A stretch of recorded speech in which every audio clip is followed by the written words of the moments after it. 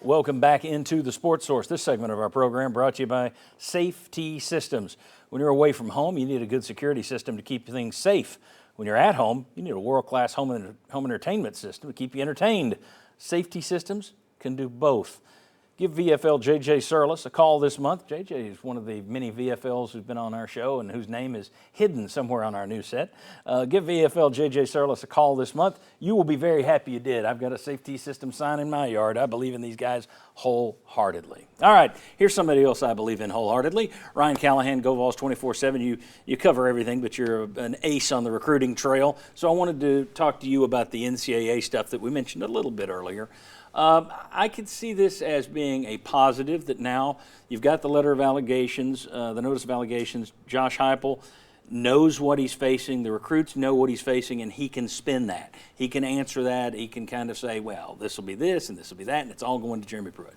At the same time, all the other coaches who are recruiting against you now have a list of 18 Tier 1 violations that they can gin up, exaggerate, and they can use just as Josh Heupel can use.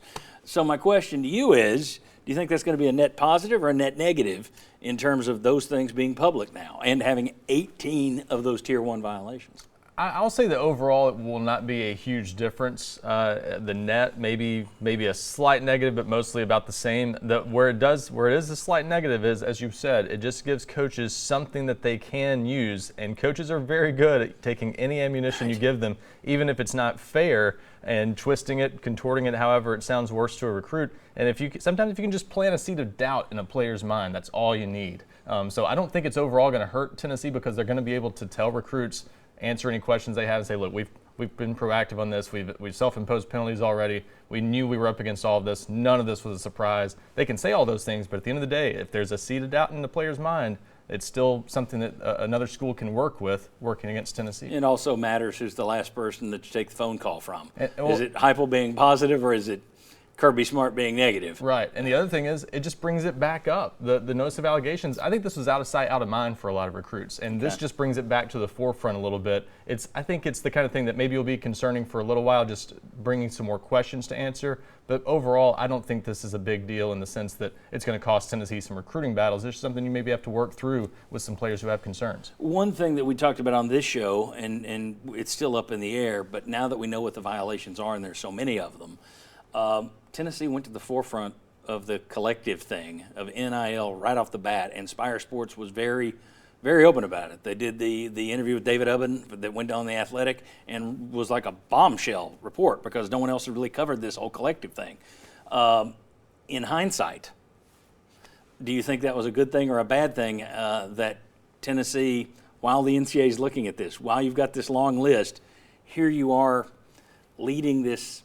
I don't want to. The process is sketchy. Not what Spire Sports is doing, but the whole thing's sketchy. These are boosters. They can say they're not. They're all booster clubs. They're not supposed to be involved. You're not supposed to be promising recruit stuff. And Tennessee supposedly gave an $8 million offer to Nico Iamaleava. So my question: do you think that could bite them in the backside, or Tennessee's prepared for it's not an issue? I think the fact that there's nothing in this report that came out says that Tennessee's okay right now. Now, does that mean they're completely out of the woods and that no one deals with any of this? Probably not, but I think at the end of the day they've done a good job so far, and it was a good thing that I think they got their name out there early. They kind of put a target on their backs, but they've kind of backed off it a little bit. You haven't seen Josh Heupel That's out right. there. No coaches have driven anybody, and other coaches at other schools have. Yep. Tennessee hasn't, and I can't help but think they looked at the big splash Spire made. Yep. They know what's going on here, and they said, why don't we just dial it back? And I think that was a very intentional move on Tennessee's part. It'll be interesting to see if they ever change that. When they finally get this investigation past them, do they change that? I don't think it changes now necessarily with just the notice of allegations coming out, but at some point, do they ramp things up? Because I think you want to be able to promote Spire. You need to push donations and things like that. But at the end of the day, can you do that until this thing is completely in the rearview mirror? It'll be interesting to see how they handle that, but it's a very intentional move. They haven't done that so far. And now on social media, I'm seeing a second collective that's trying to pop up and get out there and raise money.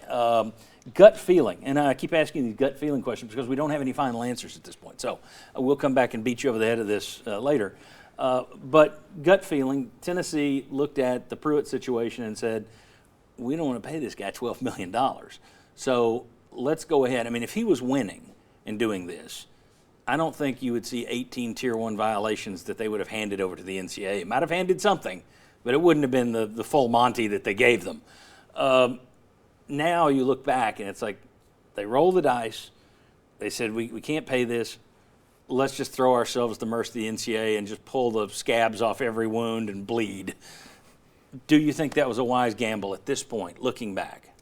I think it was, and time will tell. Obviously, we've got to wait and see. If they get hammered, yeah, we've got to wait and see what the punishment is. But I think they were justified in doing it. And I think the biggest thing is just getting the different coaching staff in there. I think what we've seen so far, and maybe it's partly because of what we've seen with NIL and how much that's given Tennessee a little bit of a boost in recruiting, but just whatever it is, all of that combined, they've been able to put that stuff behind them in a year and a half. And we're talking about Tennessee as a program on the rise. Recruits see them as that. They're able to sell what they've done in the first year and a half under Josh Heupel, and the arrow's pointing up. And it was pointing up at one point under Jeremy Pruitt too, but this feels a little different. It feels a little more real. And under Butch Jones at one point, yes. and under, yeah. This feels sustainable, though. You've got a 5-star quarterback commitment. There's a lot of things going in the right direction that weren't there before. So I think when you look at it right now, it's hard not to like the results, at least to this point. Current Tennessee ranking in your composite at 24/7. Where are they? 7th, 8th? They've slipped. They're outside the top 10 now, down to 11 at the last glance. So we're gonna have to fire these guys. And Florida, the team that we talked about, being kind of dead in the water, they're at number 12, knocking on the door with Tennessee. So there you go. A lot of things have changed, and Tennessee's got some work to do still. Very good. Ryan Callahan, thanks for coming in today. I know you're heading over to UT's Media Day, so enjoy that. We'll see you right back here on the Sports Source in the weeks ahead. Sounds good. Thanks buddy. When we come back, what's the impact on this NCAA mess on Philip Fulmer's legacy? He's taken some shots nationally, a lot of people getting their knives in. Is it going to make much impact to his legacy here? Come on back on the Sports Source, we'll discuss.